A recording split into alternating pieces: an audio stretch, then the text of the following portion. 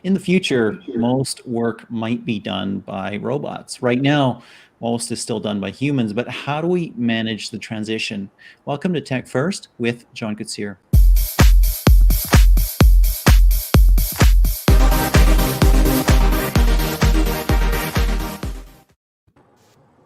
There are a lot of political, social, and economic issues to solve around robots, but there's also a lot of practical issues. How do they start working with humans? How do you incorporate robotics or begin incorporating robotics into a workflow? And how do you maximize contribution when there's humans involved and robotic abilities? To dive in, we're chatting with Lior Elazary, who's the CEO of inVia Robotics. Welcome, Lior. How are you? Very good, John. Thank you very much for having me on the show. Hey, it is a real pleasure to have you. Talk to us a little bit. What is robotics as a service? You offer that as a company. It sounds cool. Everything is as a service, platform as a service. What's robotics as a service?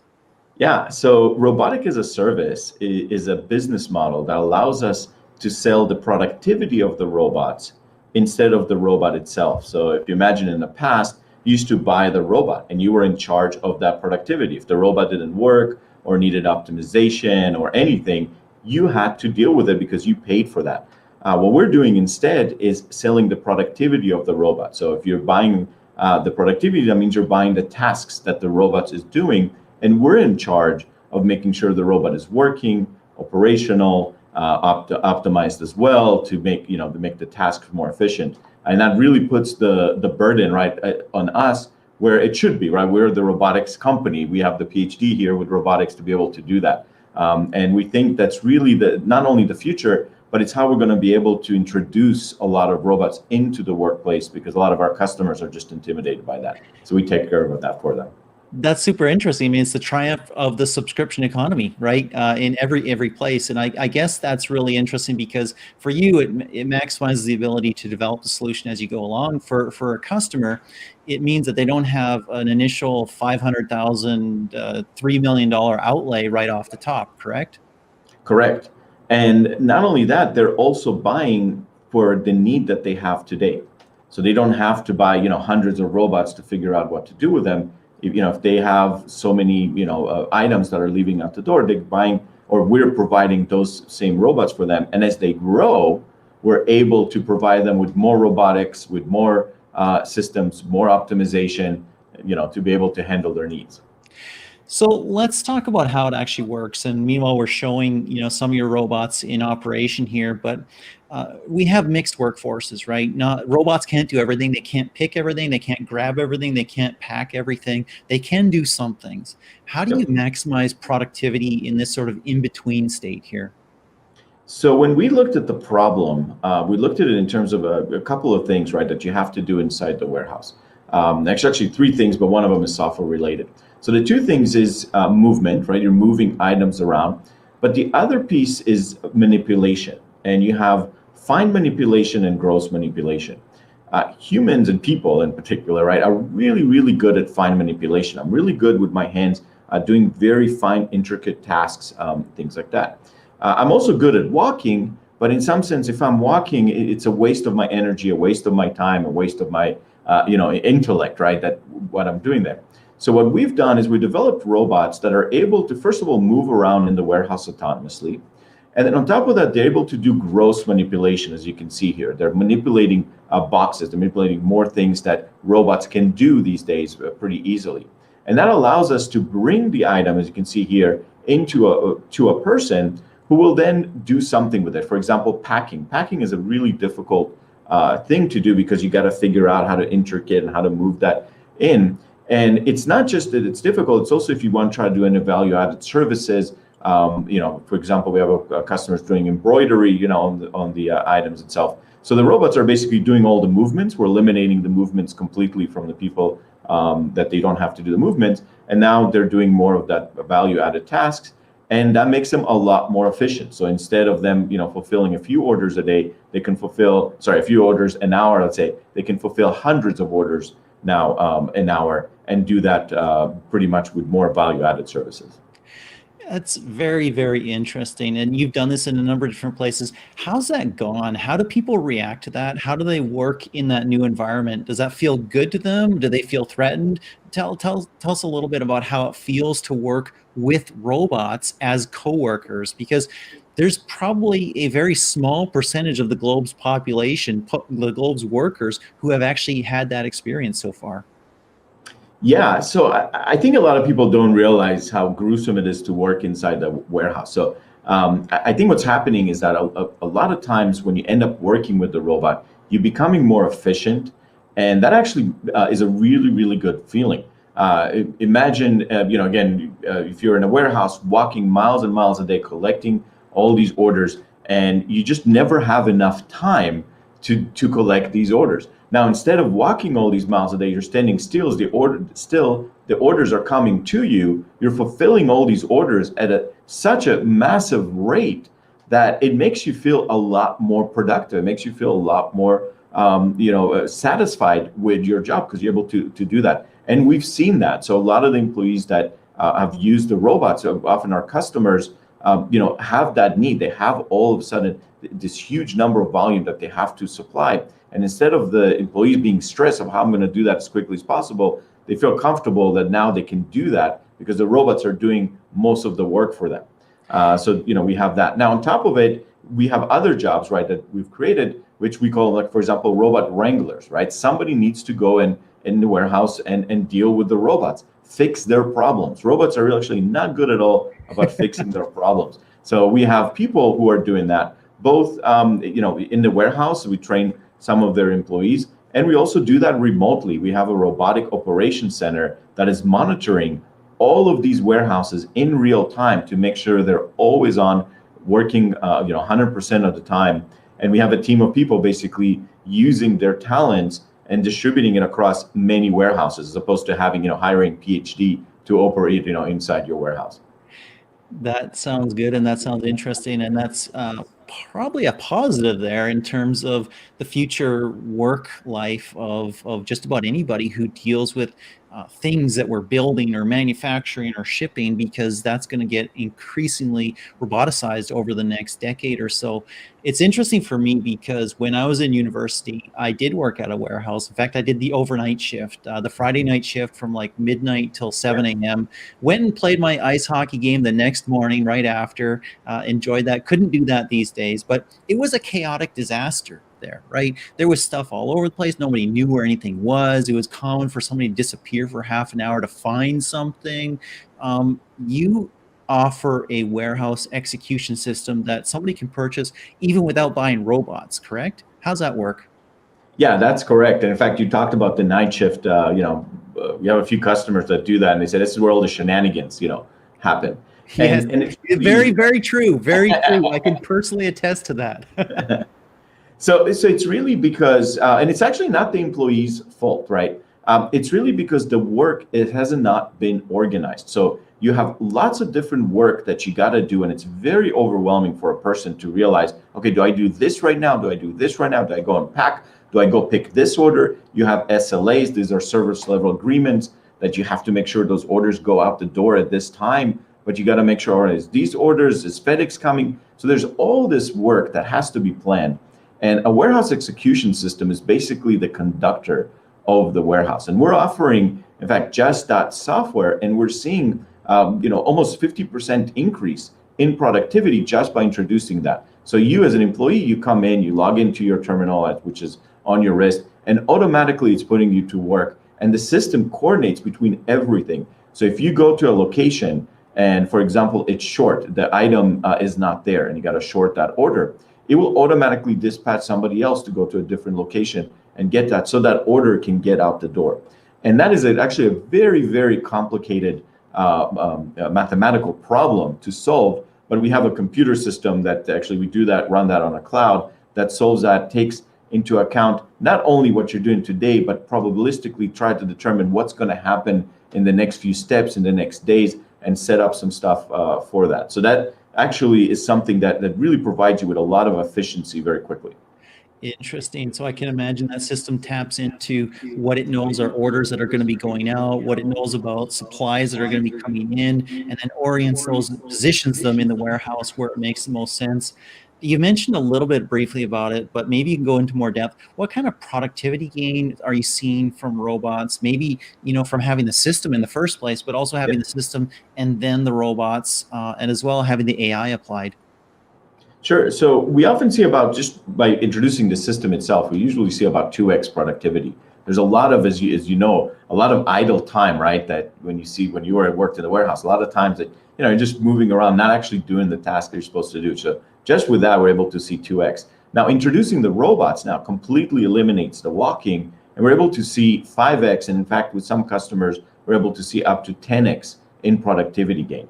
Because now, instead of the person having to walk around collecting all these items, the items come to him and is able to operate a lot more efficiently. Now, the AI, and a lot of people, hear that word and they're like, oh, what does it do? What does it do? But it's really there to adapt to changes. If things in the warehouse were constant and never change, we can develop one piece of software to execute and to do these things over and over again.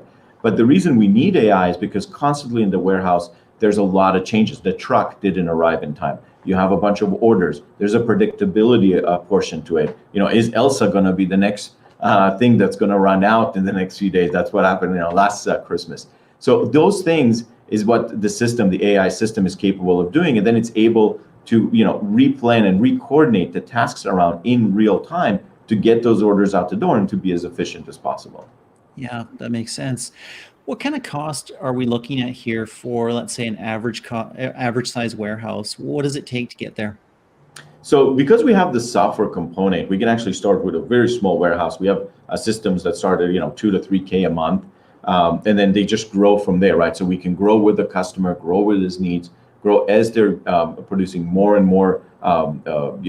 Their volume increases. We're able to do that, and in fact, now with COVID, we had several customers that saw larger peaks of this year than they've seen of last year during their actual peak. And if you ask them back in 2019 that in May they're going to see huge volumes, they would have think you're smoking. Like it would have been pretty wild. But that happened.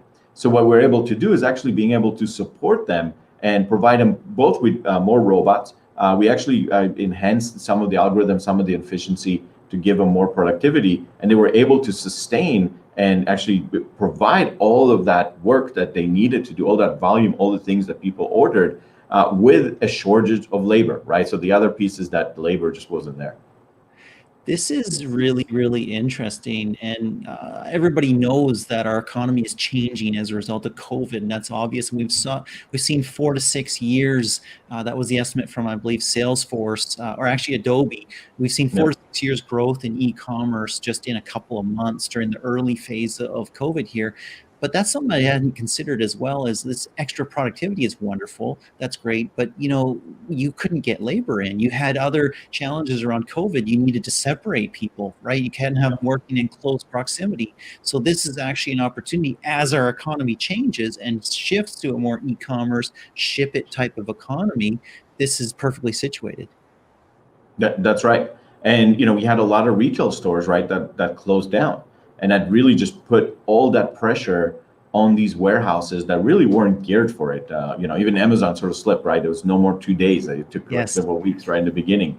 So it shows you how complex that problem is. And if we really wanted to move toward like an e-com, basically solve the logistics in a much more optimized manner, as opposed to us just walking around, right, the stores and us being the pickers for ourselves, it's still something that we need to solve. And the way we're going to do it is, we're not going to be in a position where half the people in the world are going to be ordering and the other half are going to be working in warehouses, being our personal shoppers. So the way we're going to do this is by making a person a lot more productive, so they can fulfill many, many orders. And the way to do it is with robotics, right? And this is exactly like the productivity gains that we saw maybe in the turn of the century, the previous century, in farming, right? I mean, where half the world was a farmer, right? Half the world lives on farms, and they made food for the other half and themselves. But then with tractors and other machinery, they could actually, now it's what, 3 to 5% of people live on a farm and do a farm. I want to ask, does this make warehouses more effective per square foot as well? Can you have a smaller warehouse as a result of putting a system like this in place? Yeah, definitely. We've actually created this system to be very highly optimized towards smaller footprints. And the reason for it is that, if you're ordering something from New York and you're in California, you're not going to get it within an hour. So the only way to get it within an hour is to have warehouses that are located everywhere. But they're not going to be a million square foot. You're not going to put a million square foot warehouse inside the city. So you got to be very optimized. And that actually goes in again with the warehouse execution system, where we're able to both optimize the space that you need, moving, defragging things in real time. The robots actually do that overnight, and optimizing the space as well as the throughput. That is really, really interesting. Does the execution system, is it multi-location capable so that, for instance, if you had a large distribution center for a region, and then you had small ones in cities or other areas like that, can it handle traffic between those? Yeah, we do. And in fact, we have 3PL, third-party logistics, who are our customers, who have different systems, and they have different warehouses across, and they use our system for their warehouse execution. So we can decide, which warehouse should we deliver this? Should we move items between warehouses, and so forth? So it's more of a global optimization in how do you get the best delivery times to the people, right? Because in the end, we're an on-demand society, right? You want your order, you click add to cart, you want it right now, so you need that infrastructure, and that the warehouse execution system is deciding how to best achieve that. And the whole time your AI system is seeing what's happening, optimizing what's happening, getting smarter and smarter over every time it makes a shipment or adjusts inventory or anything like that. Exactly. So adapting to changes, right? So all of a sudden a truck didn't show up because there was an accident on the freeway, right? And you didn't get those items in time. So you might dispatch it from a different warehouse that's nearby, and maybe it'll cost you more, but you'll still be able to get it in time. So these kind of real-time decisions, that's where the AI is best suited for, being able to adapt to these kind of changes that you just can't predict them ahead of time. What are you learning as you're running this company and dealing with customers about the future of automation and commerce and shipping? You're doing a lot of shipping and receiving right now. You probably see that integrating with production in the future. What are you learning about what our future is going to look like? So, I mean, I love it. So, right, as we're seeing from our customers, we're striving to being able to provide items, right, to people's hands as quickly as possible. And there's a couple of things. One is the multitude of products. So I know, a lot of people told me, well, you know what, I still want to go to the supermarket because I want to pick my own avocado. But if you have somebody who picked always the best avocado for you, you will just order it online, because going to the supermarket, waste about 2 hours out of your time. You got to go collect the items, go back to your house, put them in together. So as the future progresses and we're able to move these items and get you the items that you want at the tip of your fingertips, it both as a society makes us extremely efficient, but then also opens the door to a lot more things that we can do. For example, our company, we're able to iterate the robot very quickly because we're able to order parts online and get them within a day. If we have a motor that we're testing and it took, previously it would take a month, right, to get that motor in, it will be a month out of the time that we couldn't iterate the robot. Being able to get that, motor over a day, we can iterate it, build it, see, okay, that didn't work, let's get a different one. And then in a couple of days, we find the perfect solution. So it's really it's not just about getting, the toys, it's also about getting a lot of stuff and being more productive as a society. Last question. There's always a lot of angst, and there was when I shared this to Facebook as a broadcast that would be coming up. There's always a lot of angst Yep. about the future of work and where people will be. Will they have a job? What will that look like? I want you to kind of take out your crystal ball, prognosticate a little bit. As somebody leading this industry to bring more robots into the workplace, how do you see the world of work in 10 to 20 years? So I think, again, as a society, we're just going to become more and more efficient. And with more efficiency comes more responsibility, right? So we can make our choices of what we want to do, but ultimately we're going to create a lot more jobs that we have. So if you look at what happened 15 years ago, right? Being a search site optimization person, Nobody would ever thought that that is a job that actually exists. And same thing is going to be here. We're going to be able to create so many more jobs, and people are going to be able to do so much more. Again, we can draw parallels from the music industry, right? We completely solved the logistics problem of distributing music, right? I have music on my phone, whatever I want, instantaneously, I get that. I don't have to wait for the CD to come out or the record player to come out. But in what it also did is it enabled people to be more creative. So we have a lot more artists creating music. We have a lot more, we're consuming a lot more different types of music. We're exposed to different things. I think the same thing is going to happen with items. So as we're able to give items, basically access to items and solve that logistics problem, basically get as close to the Star Trek replicator as we can, right? I want this item, it's available at the tip of my hands. That will be really powerful because now you're going to have more people creating more things.